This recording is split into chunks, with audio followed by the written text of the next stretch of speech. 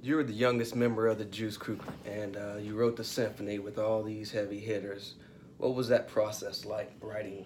Did you listen to their verses first, or The weird thing is that when you see the Marley Marl and Control album cover, the album was done already, mm-hmm. and the song was technically supposed to only be Kane and G Rap. Mm. And we left from the photo shoot and went there.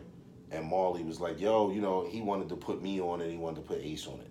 And we all sat in well, actually, to be honest with you, he didn't really even was thinking about Ace. I used to hang out with Ace a whole lot during this time. And he came.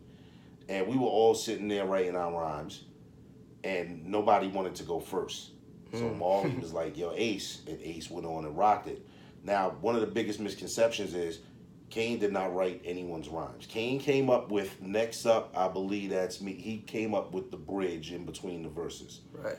Kane wasn't there to record his verse. He had a show. He left. G Rap rapped until the whole spool ran off the reel. It was like a whole second half of his verse on the symphony that no one's ever heard. So, again, it was dope. But the difference between music that stands the test of time and the music now is that we didn't have any expectations with it. We were just doing it. Right. We were just making music. All we wanted to do was do something that we thought sounded dope. We didn't say, hey, this is going to be a classic. We didn't say, hey, it's going to sell this much. And we didn't think about any of that.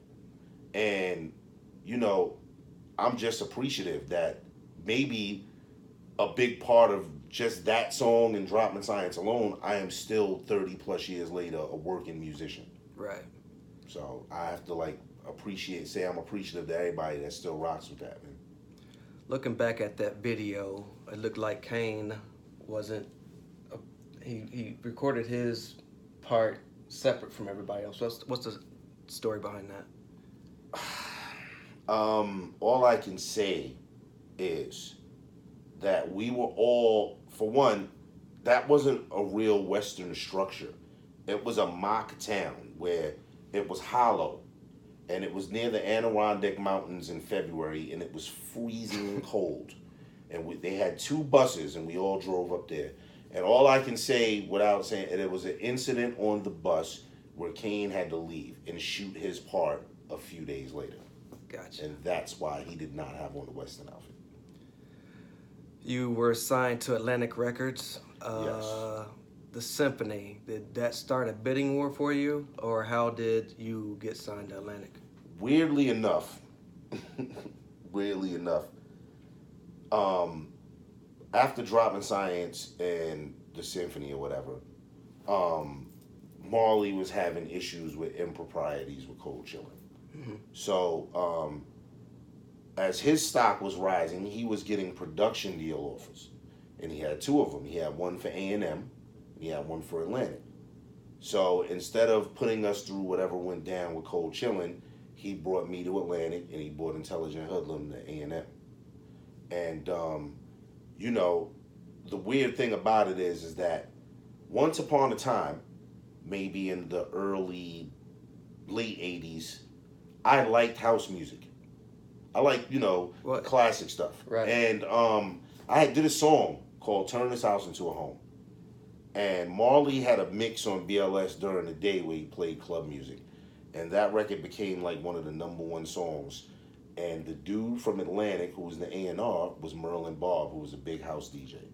And he reached out for me to do, for the whole situation. But the thing about that is the album didn't come out a year later, and I soured on house music. But at 17 years old, I didn't really have any direction with what I wanted to do. So to me, I hated my first album, The Kingpin. My second album was called Now That's More Like It. Right. For that particular reason. So. That was my next question. Yeah. Going into, you're a young artist and you recorded The Kingpin. What was that experience like? You're up next, you're recording your first album. What was your thought process like? I'll be completely honest with you. There was no thought process. We rushed that album. We did it in 2 weeks. And I just listened to whatever I was asked. It's a funny thing when you're 17 years old and they give you $50,000 and you're like, okay, well, I guess they know what they're doing. And that was one of my biggest first lessons in the business. So So going into your second album, now that's more like it. What kind of adjustments did you make? now that's more like it. We worked for almost 8 months recording this album. We did like 30 songs.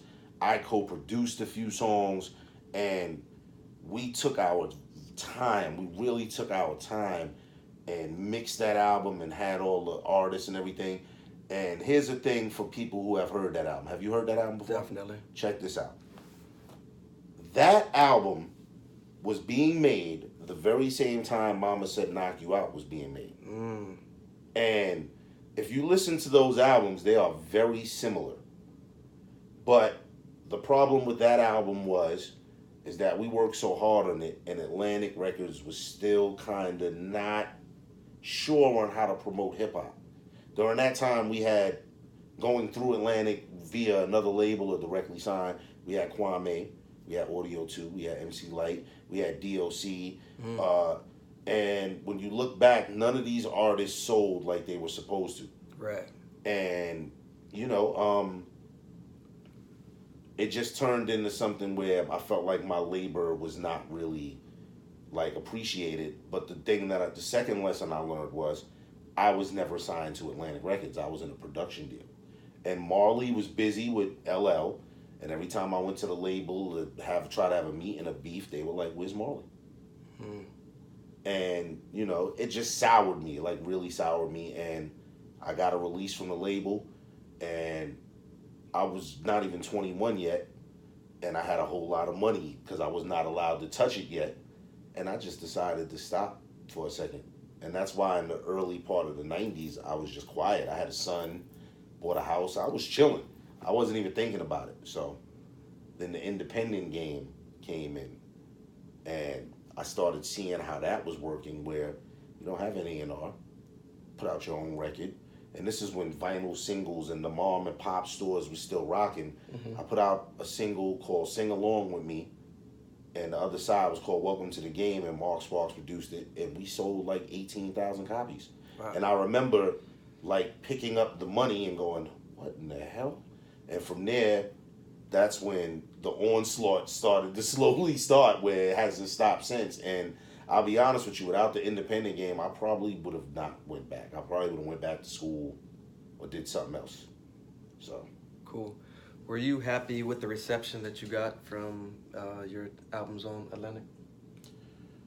I probably was, but you know what sucks now to me is that, and I was having a conversation with somebody earlier, those two albums, to me, compared to now, my feel for hip hop and everything is light years away from that work.